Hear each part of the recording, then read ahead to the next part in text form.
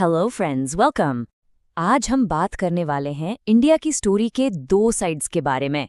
एक तरफ तो है इंडिया की जोरदार इकोनॉमिक प्रोग्रेस और दुनिया भर में बन रही उसकी पहचान, और दूसरी तरफ है इस प्रोग्रेस के साथ जुड़ा एक ऐसा खतरा जो दिखता नहीं है। तो चलिए इन दोनों ही पहलुओं को आराम से समझते हैं। The mother of all trade deals, ये जो फ्रेज आप देख रहे हैं ना, ये हाल ही में इंडिया के एक बहुत बड़े इकोनॉमिक मूव के लिए यूज किया गया था। और ये सिर्फ एक डील नहीं है, बल्कि इंडिया के ग्लोबल एम्बिशंस के एक बिल्कुल नए चैप्टर की शुरुआत है। तो आखिर ये है क्या? असल में पिछले कुछ सालों में इंडिया एक ऐसे रास्ते पर चल पड़ा है जैसा पहले कभी नहीं देखा गया। वो दुनिया भर के देशों के साथ ऐसी ऐसी ट्रेड डील साइन कर रहा है जो गेम चेंजिंग है। ये ग्लोबल इंटीग्रेशन का एक बिल्कुल नया दौर है। और जरा इस नंबर पे गौर कीजिए, 8। सोच के देखिए, 2021 से अब तक इंडिया ने 8 बड़े फ्री ट्रेड एग्रीमेंट साइन किए हैं। ये जो स्पीड और स्केल है ना, ये हिस्टोरिक है। और ये साफ साफ दिखाता है कि इंडिया ग्लोबल ट्रेड में कितनी तेजी से अपनी जगह बना रहा है। तो चलिए देखते हैं कि ये पार्टनरशिप्स कितनी डाइवर्स हैं। देखिए, मॉरिशस के साथ अफ्रीका में इंडिया की पहली ट्रेड डील हुई। ऑस्ट्रेलिया के साथ हमारे प्रोडक्ट्स को जीरो टैरिफ एक्सेस मिला।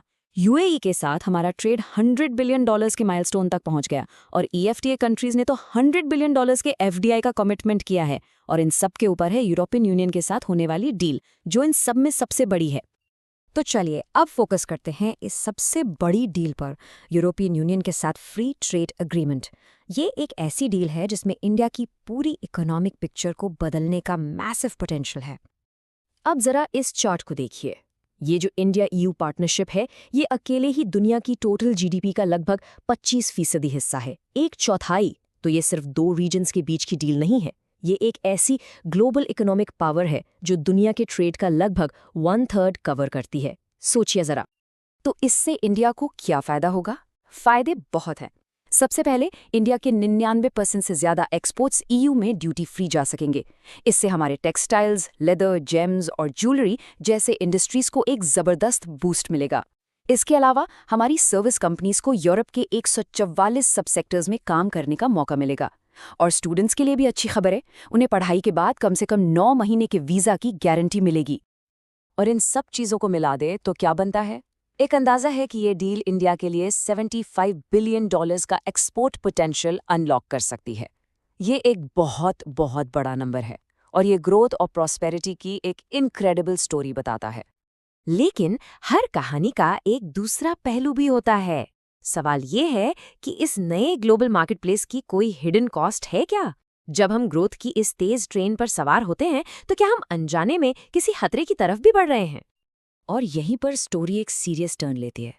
ये जो छुपा हुआ खतरा है ना, ये उन्हीं इंडस्ट्रियल प्रोडक्ट से जुड़ा है जो इस ग्लोबल ट्रेड को फ्यूल करते हैं। हम बात कर रहे हैं फॉरएवर केमिकल्स की।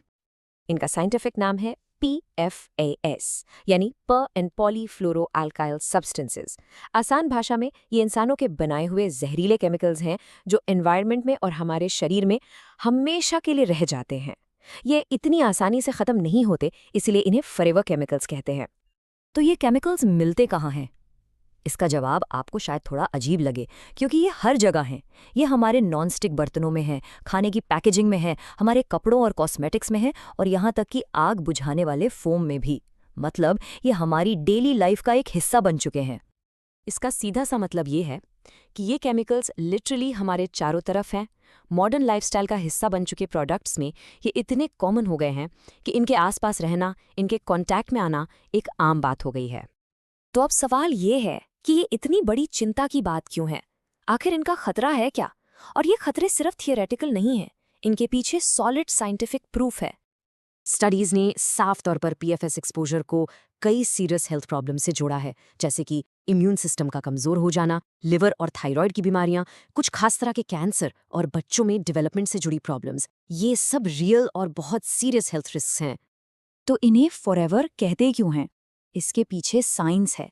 वजह है इनके अंदर का एक बहुत ही स्ट्रॉन्ग कार्बन फ्लोरीन बॉन्ड। ये बॉन्ड इतना मजबूत होता है कि ये नेचुरली टूटता ही नहीं है, और इसीलिए ये केमिकल्स हमारे एनवायरनमेंट में, हमारे पानी और मिट्टी में पीढ़ियों तक बने रहते हैं। तो अब हम स्टोरी के दोनों धागों को एक साथ लाते हैं। एक तरफ है ग्रोथ का प्रॉमिस और दूसरी तरफ है सेफ्टी का चैलेंज। इंडिया आज एक ऐसे मोड़ पर खड़ा है जहां उसे इन दोनों के बीच एक क्रिटिकल बैलेंस बनाना ही होगा।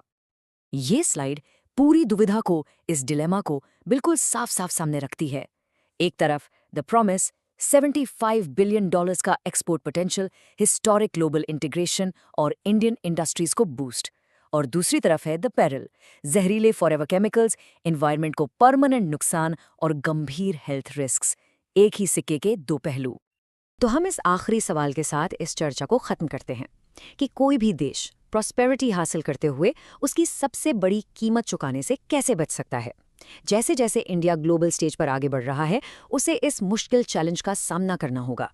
ये एंश्योर करना होगा कि आज की तरक्की कल की तबाही ना बन जाए। ये एक बहुत ज़रूरी सवाल है जिस पर हम सबको सोचना चाहिए।